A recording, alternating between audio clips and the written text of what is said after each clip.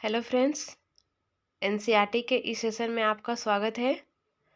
आज का हमारा 6 चैप्टर है पृथ्वी के प्रमुख स्थल रूप।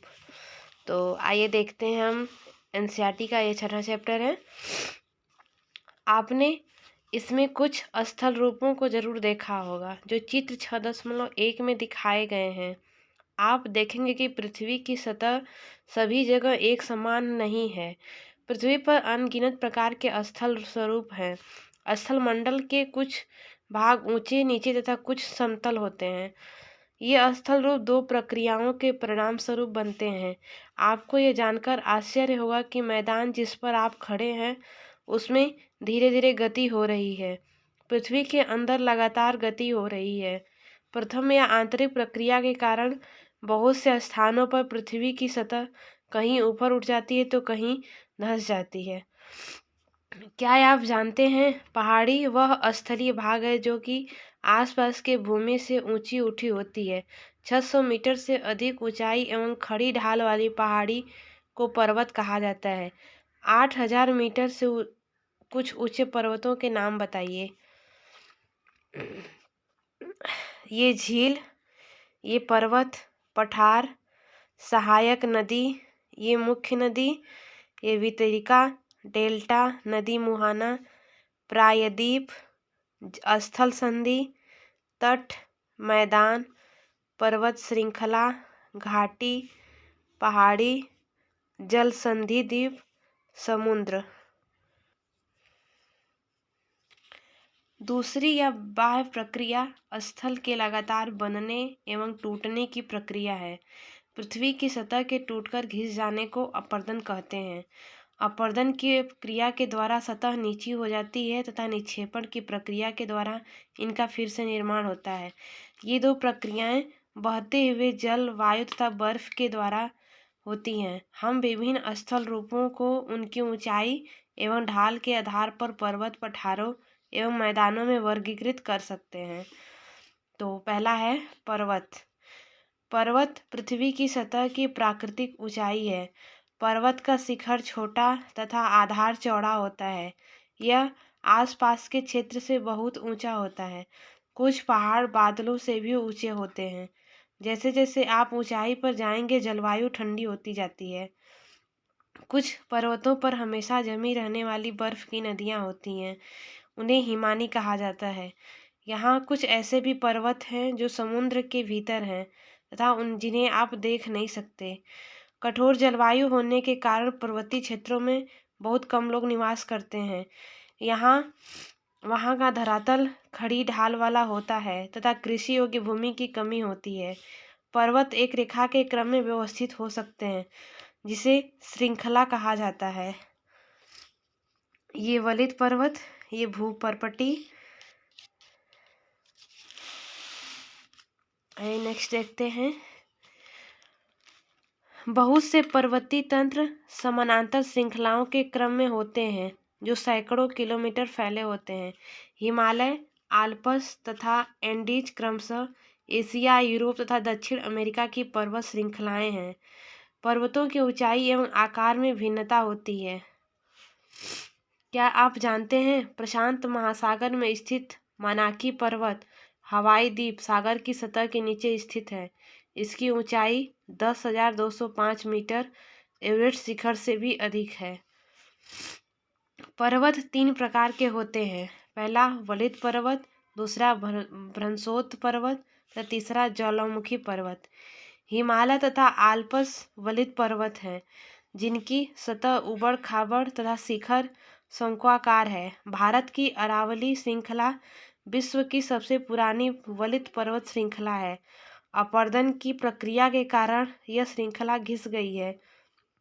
उत्तरी अमेरिका के अपलेशियन तथा रूस के यूराल पर्वत गोलाकार दिखाई देते हैं। इनकी ऊंचाई कम है। ये बहुत पुराने वलित पर्वत हैं। जब बहुत बड़ा भाग टूट जाता है तथा ऊर्ध्वाधर रूप से विस्थापित हो जाता है तब भ्रंशोत्थ पर्वत का निर्माण होता है। ऊपर उठे हुए खंड को उत्खंड, हास्ट तथा नीचे हुए धंसे खंडों को द्रोणिका, भ्रंश, गार्बेन कहा जाता है। यूरोप की राइन घाटी तथा वासजेस पर्वत इस तरह के पर्वत के उदाहरण हैं। एटलस में दिए गए विश्व मानचित्र से उनकी स्थिति को देखिए तथा इस प्रकार की भू आकृति के कुछ और उदाहरण को पता लगाइए। ज्वालामुखी पर्वत ज्वालामुखी क्रियाओं के कारण बनते हैं। अफ्रीका का माउंट किलिमांजारो तथा जापान का फ्यूजियामा इस तरह के पर्वतों के उदाहरण हैं। पर्वत बहुत लाभदायक होते हैं। पर्वत जल के संग्रहार होते हैं। बहुत सी नदियों का स्रोत पर्वतों में स्थित हिमानियों में होता है। जलाशयों के जल को लोगों तक पहुंचाया जाता है। पर्वतों के जल का उपयोग सिंचाई तथा पनबिजली के उत्पादन में भी किया जाता है। नदी घाटियाँ तथा वेदिकाएं कृषि के लिए उपयुक्त होती हैं। पर्वतों में अलग अलग प्रकार की वनस्पतियाँ तथा जीव जंतु पाए जाते हैं। वनों से हमें ईंधन, चारा, आश्रय तथा दूसरे उत्पाद जैसे गोंद, रेजिन इत्यादि प्राप्त होते हैं। सैलानियों के लिए पर्वतीय भाग उपयुक्त स्थान है। वे पर्वतों की यात्रा उनकी प्राकृतिक सुंदरता को देखने के लिए करते हैं। विभिन्न प्रकार के खेल जैसे paragliding, hand gliding, river rafting तथा स्कीइंग पर्वतों के प्रचलित खेल हैं। क्या आप हिमालय में स्थित कुछ ऐसे स्थानों के नाम बता सकते हैं जहां ये खेले जाते हैं? ये है ज्वालामुखी पर्वत। ये ज्वालामुखी है और दूसरा है पठार। पठार उठी हुई एवं सपाट भूमि होती है। यह आसपास के क्षेत्रों से अधिक उठा हुआ होता है तथा इसका ऊपरी भाग मेज के समान सपाट होता है।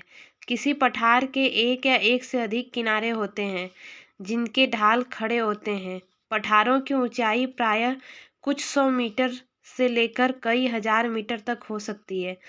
पर्वतों की तरह पठार भी नए या पुराने हो सकते हैं। भारत में दक्कन पठार पुराने पठारों में से एक है। केन्या, तंजानिया तथा युगांडा का पूर्वी अफ्रीकी पठार एवं ऑस्ट्रेलिया का पश्चिमी पठार इस प्रकार के उदाहरण हैं। तिब्बत का पठार विश्व का सबसे ऊंचा पठार है, जिसकी ऊंचाई माध्य समुद्र तल से 4000 से 6000 मीटर तक है। पठार बहुत उपयोगी होते हैं क्योंकि उनमें खनिजों की प्रचुरता होती है। यही कारण है कि विश्व के बहुत से खनन क्षेत्र पठारी भागों में स्थित हैं। अफ्रीका का पठार सोना एवं हीरों के खनन के लिए प्रसिद्ध है। भारत में छोटा नागपुर के पठार में लोहा, कोयला तथा मैग्नीज के बहुत बड़े भंडार पाए जाते हैं। पठारी क्षेत्रों में बहुत से जलप्रपात हो सकते हैं क्योंकि यहाँ नदियाँ ऊंचाई से गिरती हैं। भारत में छोटा नागपुर पठार पर स्वर्ण रेखा नदी पर स्थित हुंडरू जलप्रपात तथा कर्नाटक में जोग जलप्रपात इस प्रकार के जलप्रपात के उदाहरण हैं। लावा पठार में काली मिट्टी की प्रचुरता होती है जो उपजाऊ है एवं खेती के लिए काफ़ी अच्छी होती है। कई पठारों में रमणीय स्थल होते हैं जो पर्यटकों को आकर्षित करते हैं। मैदान मैदान समतल भूमि के बहुत बड़े भाग होते हैं। वे सामान्यतः माध्य समुद्री तल से 200 मीटर से अधिक ऊंचे नहीं होते हैं। कुछ मैदान काफ़ी समतल होते हैं, कुछ उर्मिल तथा तरंगित हो सकते हैं। अधिकांश मैदान नदियों तथा इनकी सहायक नदियों के द्वारा बने हैं। नदियाँ पर्वतों के ढालों पर नीचे की ओर बहती है तथा इन्हें अपरदित कर देती है। वे अपरदित पदार्थों को अपने साथ आगे की ओर ले जाती है। अपने साथ ढोए जाने वाले पदार्थों जैसे पत्थर, बालू तथा सिल्ट को वे घाटियों में निक्षेपित कर देती है। इन्हीं निक्षेपों से मैदानों का निर्माण होता है। सामान्यतः मैदान बहुत अधिक उपजाऊ होते हैं। यहाँ परिवहन के साधनों का निर्माण करना आसान होता है, इसीलिए ये मैदान विश्व के सबसे अधिक जनसंख्या वाले भाग होते हैं। नदियों के द्वारा बनाए गए कुछ बड़े मैदान एशिया तथा उत्तरी अमेरिका में पाए जाते हैं। एशिया में स्थित भारत में गंगा एवं ब्रह्मपुत्र का मैदान तथा चीन में यांगत्से नदी का मैदान इसके प्रमुख उदाहरण हैं। मैदान मनुष्यों के रहने के लिए सबसे अधिक उपयोगी क्षेत्र है। यहाँ की जनसंख्या बहुत अधिक होती है क्योंकि मकानों के बनाने तथा खेती के लिए यहाँ समतल भूमि की प्रचुरता होती है। उपजाऊ मिट्टी के कारण यह भाग खेती के लिए काफ़ी उपयुक्त होता है। भारत में गंगा का मैदान देश में सबसे अधिक जनसंख्या वाला क्षेत्र है। स्थल रूप एवं लोग। स्थल रूपों की विभिन्नता के अनुरूप ही मानव विभिन्न प्रकार से जीवन यापन करते हैं। पर्वतीय क्षेत्रों का जीवन कठिन होता है। मैदानी क्षेत्रों का जीवन पर्वतीय क्षेत्रों की तुलना में सरल होता है। मैदानों में फसलें उगाना, घर बनाना या सड़कें बनाना पर्वतीय क्षेत्रों की तुलना में अधिक आसान होता है। विभिन्न प्रकार के स्थल रूपों पर रहने वाले लोगों के रहन सहन के तरीकों में कुछ अंतर होता है। क्या आप उनमें से कुछ अंतरों को बता सकते हैं? कभी कभी प्राकृतिक आपदाएं जैसे भूकंप, ज्वालामुखी उद्गार, तूफान या बाढ़ बहुत विनाश कर देते हैं। इन आकस्मिक घटनाओं के बारे में जागरूकता पैदा करके हम इनमें आने वाले खतरों को कम कर सकते हैं। हम कितने तरीकों से जल एवं स्थल को उपयोग में ला सकते हैं, इसका पता हम अपने आसपास के क्षेत्र से लगा सकते हैं। प्रायः हम स्थल का उपयोग गलत तरीके से करते हैं, जैसे उपजाऊ भूमि पर मकानों का निर्माण करना। इसी प्रकार हम लोग कूड़ा किसी भी भूमि पर या पानी में फेंक देते हैं, जो कि उन्हें गंदा कर देता है।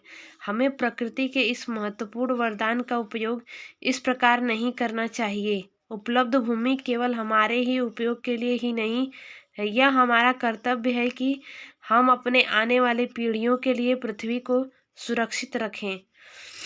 स्वच्छ भारत मिशन। स्वस्थ शरीर में स्वस्थ मस्तिष्क का निवास करता है और स्वस्थ शरीर के लिए स्वच्छ पर्यावरण, विशेष रूप से साफ जल, वायु तथा स्वच्छ वातावरण प्राथमिक आवश्यकताएं हैं। इन सभी प्राथमिक आवश्यकताओं को सभी लोगों को सुलभ कराने हेतु भारत सरकार द्वारा स्वच्छ भारत मिशन कार्यक्रम चलाया जा रहा है।